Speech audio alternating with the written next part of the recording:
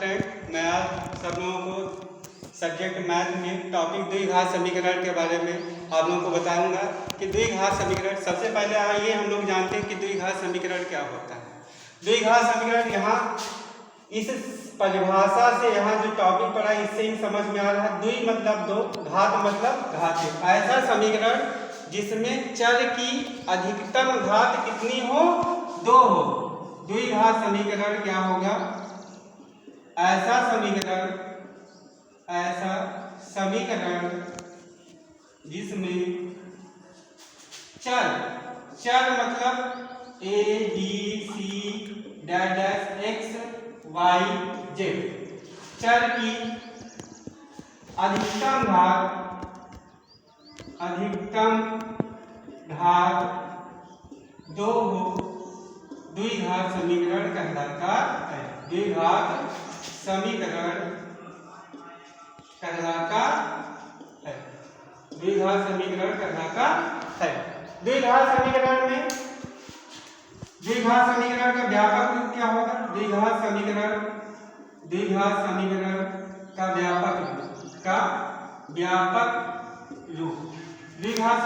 व्यापक रूप होता है ax square plus bx plus c बराबर 0।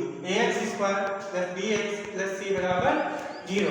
द्विघात समीकरण को हल करने की विधि। आइए, द्विघात समीकरण को हल करने की विधियां। सबसे पहला टॉपिक यही है इस चैप्टर में, द्विघात समीकरण को हल करने की विधियां। तो द्विघात समीकरण को हल करने की तीन विधियां हैं। नंबर 1 गुणनखंड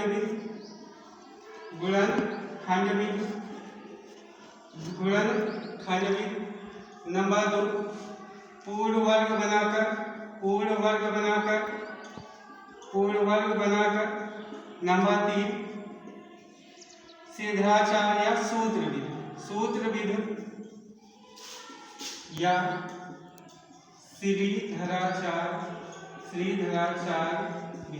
श्रीधराचार विधि। इसी को ही सूत्र विधि भी कहते हैं, जिसमें हम लोग द्विघात समीकरण की सबसे पहले यहाँ पे एक चीज छोड़ गई, एक चीज बहुत जरूरी है। द्विघात समीकरण में जो इसके मूल होते हैं, मतलब इसके मान जो होते हैं उस दो होते हैं।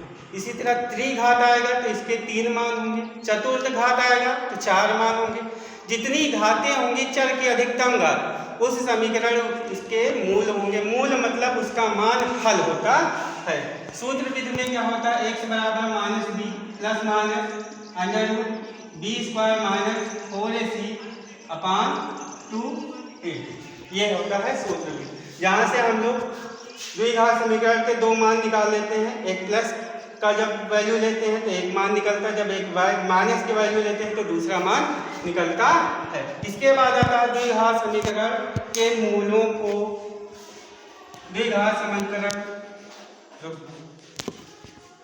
इसके बाद आता है द्विघात समीकरण में मूलों की प्रकृति ज्ञात करना। द्विघात समीकरण में मूलों की प्रकृति कैसे, ये बहुत मोस्ट इंपॉर्टेंट है बोर्ड परीक्षा के लिए। इसमें ऑप्शनल टाइप का 1 नंबर का क्वेश्चन आता है। नंबर 1 द्विघात समीकरण में सबसे पहले हम लोग विविक्तिकर ज्ञात करने के लिए, विविक्तिकर बराबर होता है b बराबर होता है b स्क्वायर माइनस 4ac। जैसे एक समीकरण है ax square plus bx plus c बराबर 0। इसमें a का मान, b का मान और c के मानों को रखने पर d का मान जो निकलता है उससे हम लोग मूलों की प्रकृति ज्ञात करते हैं। पहली कंडीशन आती है यदि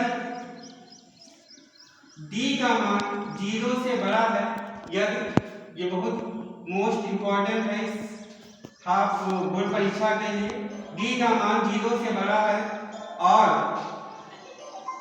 पूर्ण वर्ग संख्या है। पूर्ण वर्ग संख्या मतलब जैसे 4 का वर्गमूल पूरा 16 25, ये सब पूर्ण वर्ग संख्या है। तो उसको जो मूल होंगे वैसे कैसे होंगे? वास्तविक होंगे।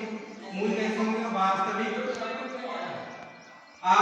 समान और परिमेय। ये बहुत ही जरूरी होता है क्योंकि ये बहुत सारी किताबों में भी नहीं मिलता है।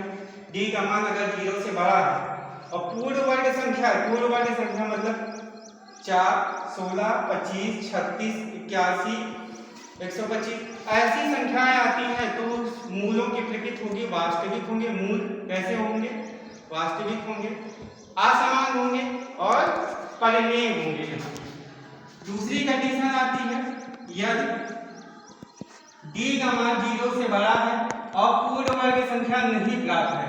पूर्ण वर्ग संख्या नहीं है तो मूल कैसे होते हैं? वास्तविक होते हैं। कैसे होते हैं? वास्तविक होते हैं, असमान होते हैं और अपरिमेय। कैसे होते हैं? अपरिमेय। क्या होंगे?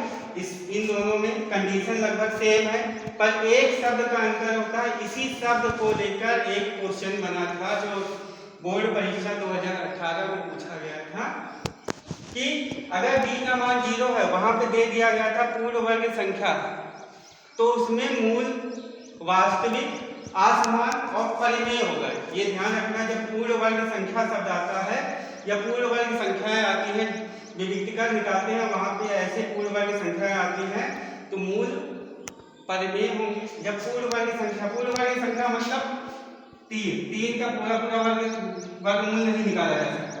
5, 7, 11 ये सब पूर्ण वर्ग संख्याएं नहीं है तो मूल कैसे होंगे?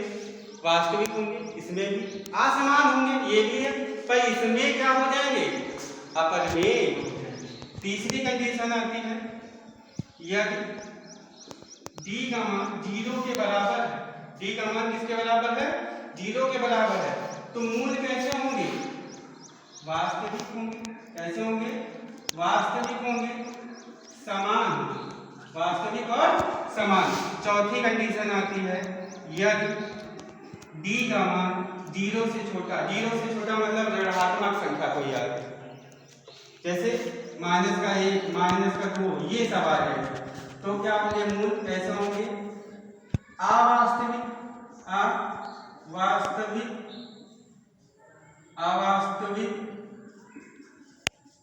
यहाँ पे शब्दों का बहुत चयन करके 2-3 प्रकार से शब्द पूछे थे। एक अवास्तविक वाला है, एक पूर्ण वर्ग, एक मूलों का अस्तित्व नहीं।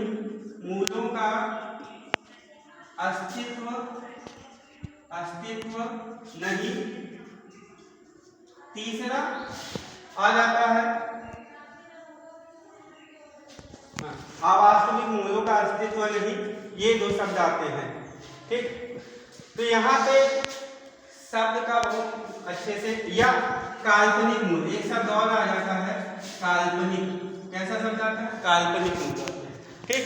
तो ये शब्दों का बहुत विशेष ध्यान रखना, क्योंकि शब्द का बहुत चयन अच्छे से होना चाहिए, क्योंकि क्वेश्चन इसमें घुमा देता है कि अगर d का मान माइनस में है तो मूल दे देता है, कभी कभी मूलों का अस्तित्व नहीं, मूल काल्पनिक है या अवास्तविक है। तो ये हो गया द्विघात समीकरण में मूलों की प्रकृति ज्ञात करने के लिए।